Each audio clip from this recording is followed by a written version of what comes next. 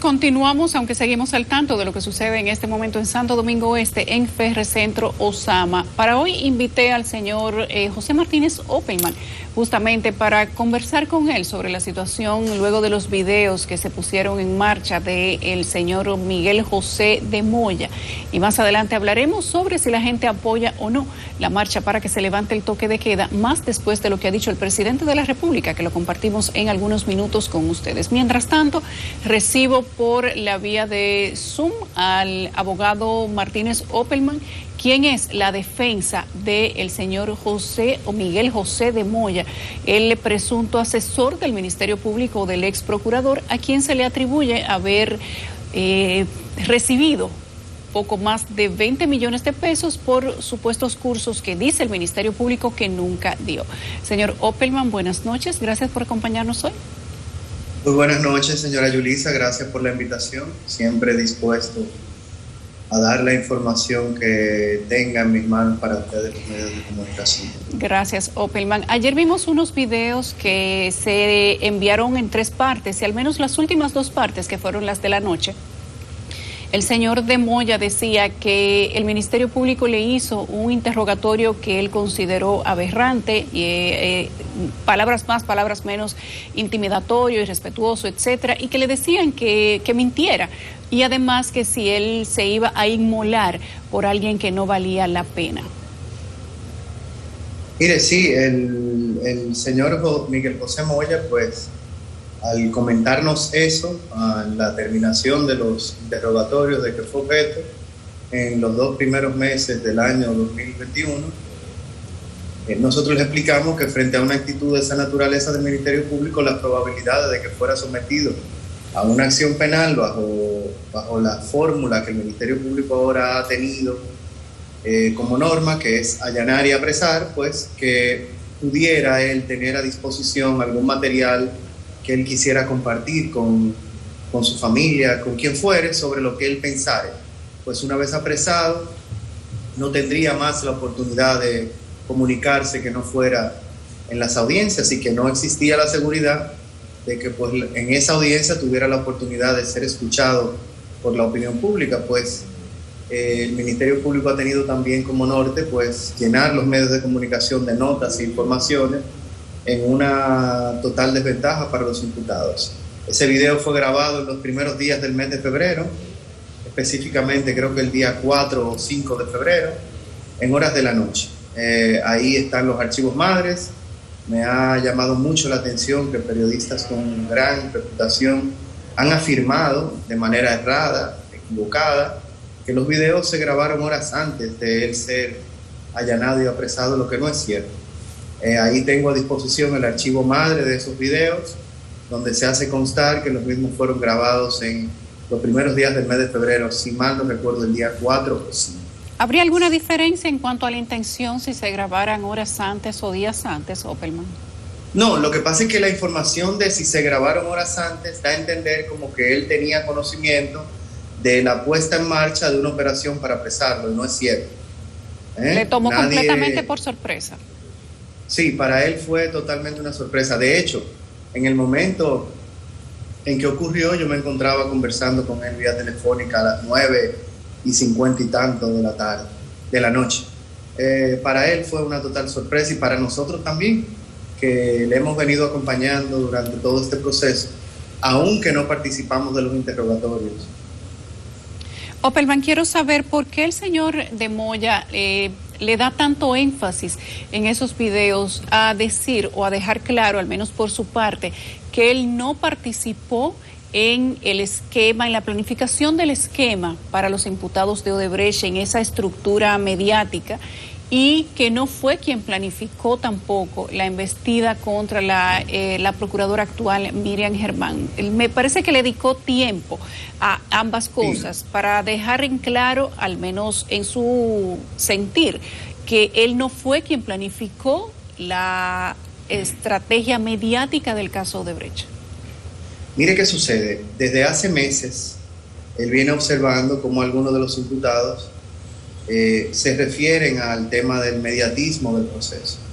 El señor Miguel José Moya, según me comenta y según verificamos de las pruebas y evidencias que ha depositado el mismo Ministerio Público, del cual él era o es todavía una persona con obligaciones contractuales con esa institución, pues él entra a la Procuraduría General de la República específicamente en el mes de febrero del año 2008. Ya en ese momento los imputados de Odebrecht habían sido apresados, habían ido a audiencias y habían sido puestos incluso en libertad. Es decir, en aquel evento que fue de alguna manera criticado por el public exposure, o sea, por la exposición pública de momentos de intimidad, de un proceso de sometimiento como lo es el apresamiento de una persona, la realización de un allanamiento, cosas que desde nuestra óptica no deben hacerse. Él no participó porque simplemente no formaba parte de los empleados o contratistas de la Procuraduría General de la República. En el caso de él, a través de su empresa, Desarrollo, Individuos y Organizaciones, DIO. Porque es bueno aclararte, Yulisa, que Miguel José Moya, a título personal, no es un personal dependiente de la Procuraduría General de la República. La relación con la Procuraduría General de la República es con DIO, Desarrollo, Individuos y Organizaciones, una empresa que tiene más de 25 años de experiencia y de conocimiento en la sociedad dominicana en los ámbitos de la formación, manejo de recursos humanos, direcciones organizacionales y manejo de crisis. Esa es la realidad documentada no solamente por nosotros, sino también por el Ministerio Público. Opelman, me inquieta preguntarte por qué, si se mencionan muchos otros nombres en ese expediente, inclusive de la misma compañía del señor Moya, ¿qué hace la diferencia de que el señor Moya esté detenido y esas otras personas no? Inclusive otros que se mencionan dentro de la acusación que no son personas que están detenidas en este momento. Mire, en referencia a DIO, solamente se hace referencia a los dos gerentes de DIO. No se hace referencia a ninguna otra persona más. El relato fáctico que el Ministerio Público hace de la contratación de DIO a través de un proceso de compra y contrataciones llevado de conformidad con la ley 340 consta solamente de 13 páginas. Y en esas 13 páginas se describen los 3 contratos que suscribió DIO, Desarrollo, Individuos y Organizaciones, con la Procuraduría General de la República, y se hace referencia única y exclusivamente a los 2 gerentes de DIO. Esa es la realidad. No se menciona a ninguna otra persona ni se hace imputaciones a ninguna otra persona. No se hace imputaciones, pero sí menciona la estructura. Inclusive menciona personas que usted y yo conocemos, menciona ex generales, una cantidad de nombres que uno diría, bueno, pero si eran encargados de tal o cual esquema dentro de la compañía, ¿por qué solamente está detenido el señor Miguel José de Moya? Y fuera de la compañía DIO, en la acusación se mencionan otros nombres que uno pensaría que tal vez tienen también mucha relevancia. ¿Por qué, si el señor de Moya, de lo que se le acusa es de haber dado unos presuntos cursos que dice el Ministerio Público que no dio, si esto no podía, quizás uno especulando, llamársele, como se ha dicho en otro momento, que se apersonara? Su defensa dice que él fue de 2 a 3 veces al Ministerio Público. ¿Por qué? 6 veces. 6 veces. ¿Por qué fueron a buscarlo preso a Jarabacoa? Si lo hubieran llamado, no venía. Claro, de hecho lo encontraron en el mismo domicilio donde ha estado siempre.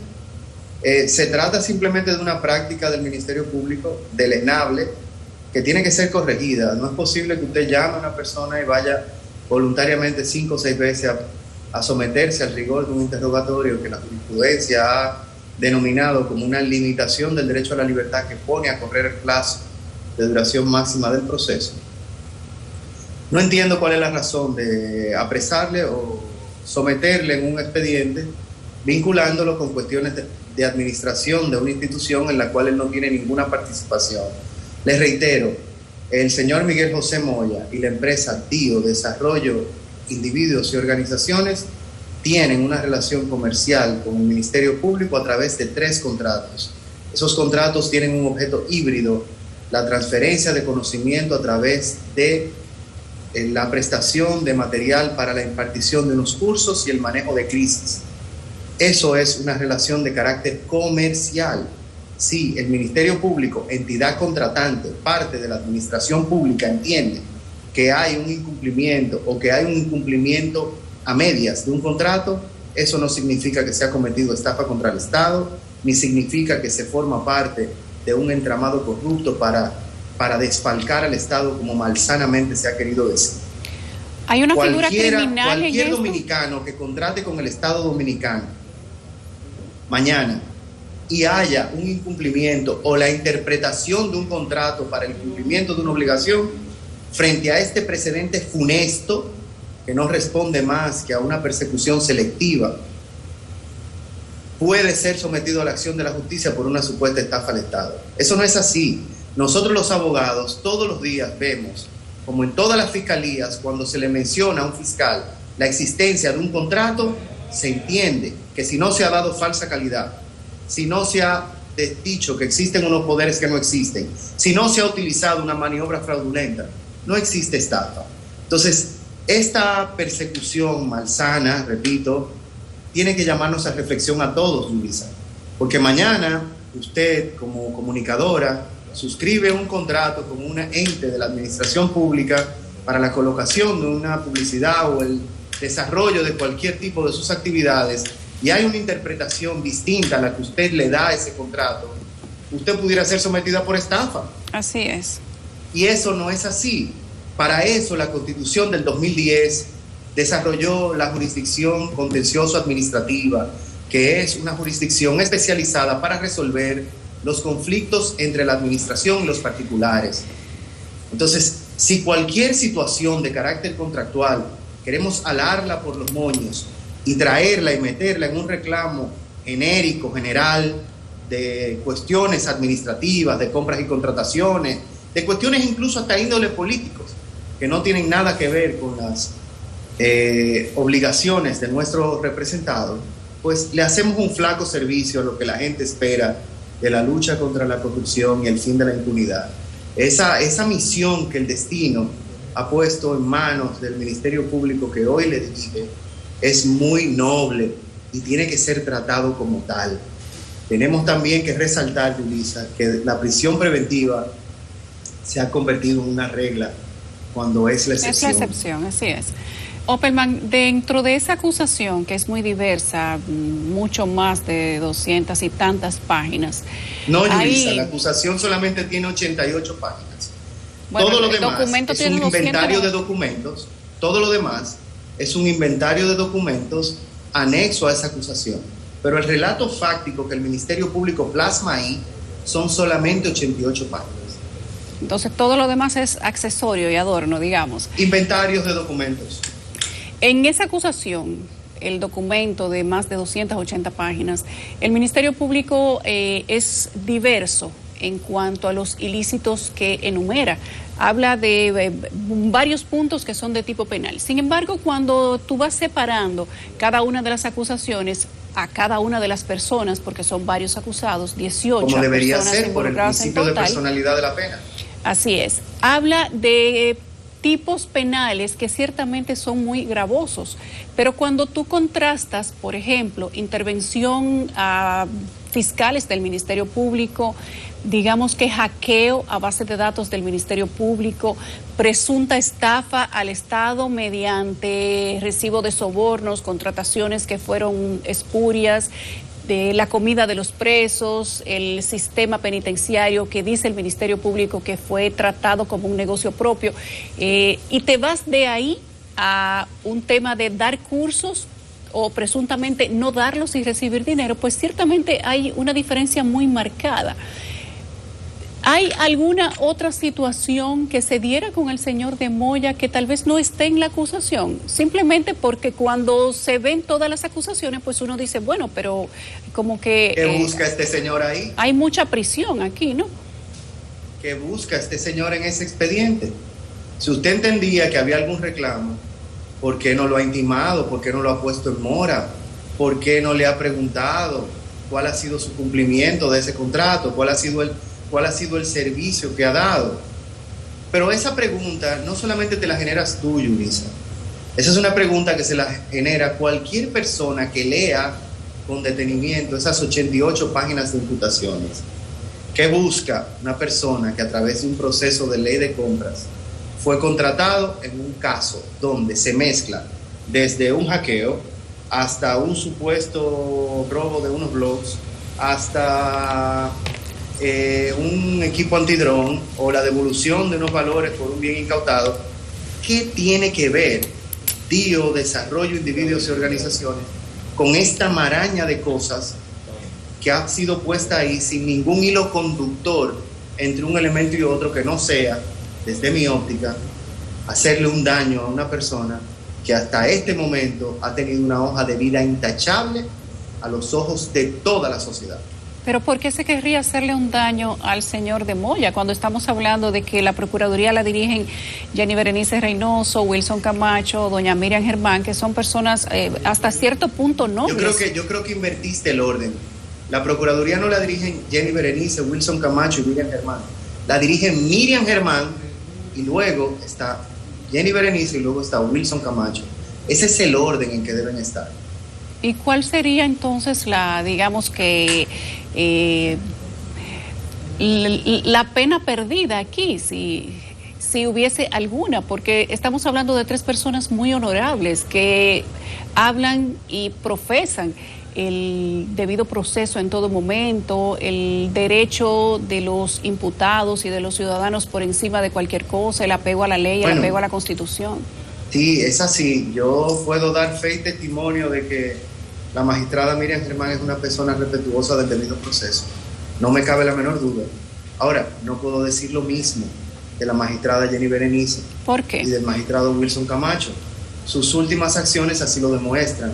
Alertas migratorias que han sido incluso denunciadas en los tribunales. Pero eso no lo pusieron ellos, eso viene de muchos años atrás.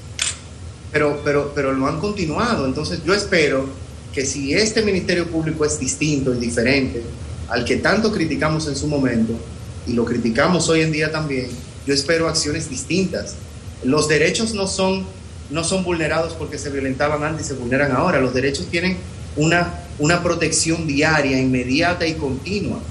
No se frenan o se limitan porque antes se limitaban o se hacía, porque yo no puedo tener como argumento el desaparecer personas porque en los años 30 o 40 eso era parte de la forma de represión de un gobierno autoritario y tiránico. Eso no es justificación válida para vulnerar un derecho fundamental. Entonces, esa carta que envió la magistrada Miriam Germán el lunes antepasado sobre el tema de las alertas migratorias deja mucho que decir y pone en evidencia que la magistrada Germán sí es consciente de que para una persona impedírsele salir del país tiene que tener una orden de un juez motivada con la imposición de ese impedimento de salida que constituye una real medida de coerción o mínimamente dentro de mi razonamiento debería tener una orden de arresto que haga llevar a la persona del aeropuerto a donde el fiscal que le requiere con la orden de arresto, cosa que no ha ocurrido en muchos casos. Estamos hablando de una práctica vergonzosa pero que ¿tú crees en el siglo XXI no debería ocurrir y no tiene ninguna justificación, ninguna. Pero ¿tú crees que precisamente sobre ese documento, la carta de doña Miriam Germán, la procuradora, cuando ya ella había dicho que no se podían mantener las alertas migratorias porque son ilegales, porque no hay un juez que las avale y solamente un juez puede determinar o limitar derechos a ciudadanos que se encuentren en un proceso, y aparentemente este era el caso porque lo estaban, no hay un procurador adjunto por encima de eso? Yo le hago una pregunta con todo el respeto. ¿Usted cree que si la magistrada Jenny Berenice tiene una investigación abierta y le pide a un juez que le ponga un impedimento de salida a una persona, ese juez se lo va a negar?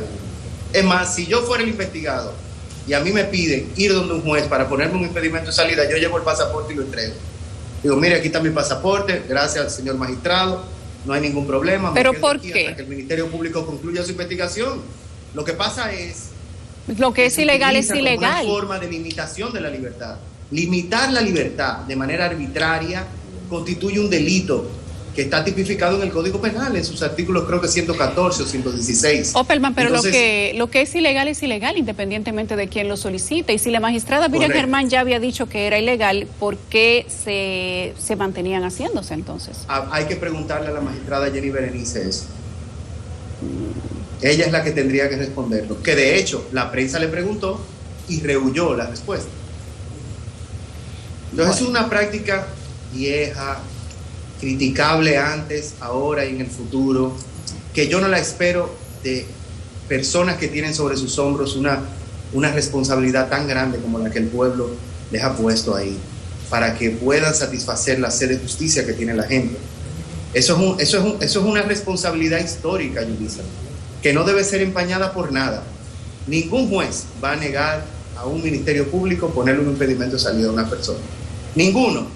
Sobre todo si se trata, como en el caso de la especie, de imputaciones tan graves como usted menciona, como la que se plasman ahí en esa solicitud de medida de coerción, que habrá que ver si realmente tienen fundamento cuando se discutan en la audiencia que está pautada para esos fines. Así es, este jueves es la audiencia, se ha pautado el conocimiento de la medida de coerción. ¿Qué esperan ustedes como defensa específicamente del señor de Moya? Porque no podrían hablar por la representación de los demás que tienen imputaciones más gravosas. Pero en el caso del señor de Moya, ¿qué esperan ustedes con esta acusación de estafa al Estado, de 20 millones de pesos que no debió recibir y los recibió, de cursos que supuestamente daba y nunca dio, etcétera? Miren, nosotros esperamos que el juez tenga el valor suficiente para entender que la existencia de un contrato, la existencia de una relación comercial no es competencia del Tribunal Penal y por lo tanto no hay lugar a imponer una medida de coerción. Eso se discutirá en el tribunal y ahí lo dilucidaremos. De parte de nosotros, sí podemos decir que hemos tenido un acceso restringido al señor Miguel José Moya, un acceso limitado con condiciones extremadamente precarias. ¿Por qué? Esto se estila. Porque no tenemos un espacio cerrado donde podamos conversar con plena confidencialidad con nuestros representados o nuestros representados, como establece no solamente la Constitución Dominicana, sino todos los tratados internacionales sobre derechos humanos. De hecho, la jueza ordenó en la audiencia pasada que se permitiera el acceso de los abogados con dispositivos electrónicos para poder revisar todas las glosas que fueron depositadas de manera digital por el Ministerio Público, cosa que hasta este momento no hemos podido hacer. Los documentos que han sido recabados, los allanamientos tampoco se nos han entregado. Y para colmo, hay documentos que les faltan páginas. Entonces, tienen que ponernos en condiciones de nosotros poder concluir el proceso, porque tenemos celeridad en que el señor Miguel José Moya pues regrese a su hogar. Documentos que le faltan páginas, documentos incompletos, documentos del allanamiento que todavía no están en manos de los abogados. ¿Qué sucede en este caso? No lo sé, Luis, no lo sé, y realmente si me conoce sabe que no me gusta navegar por el mar tumultuoso de las especulaciones. No lo sé. Bien, gracias. José Martínez Opperman, abogado del imputado Miguel José de Moya, en el caso Medusa, quien el Ministerio Público acusa de participar en un entramado de estafa contra el Estado. Desearle suerte para el jueves, que es la audiencia de la medida de coerción, y ojalá que salga lo mejor para el país, para el Ministerio Público y para los acusados hasta este momento. Gracias, Opperman. Que prevalezca la verdad, así sobre es. todo la justicia, que es dar a cada quien a lo que le corresponde y lo que se merece. Así Esa es la aspiración de todos los dominicanos. Sin importar quién sea.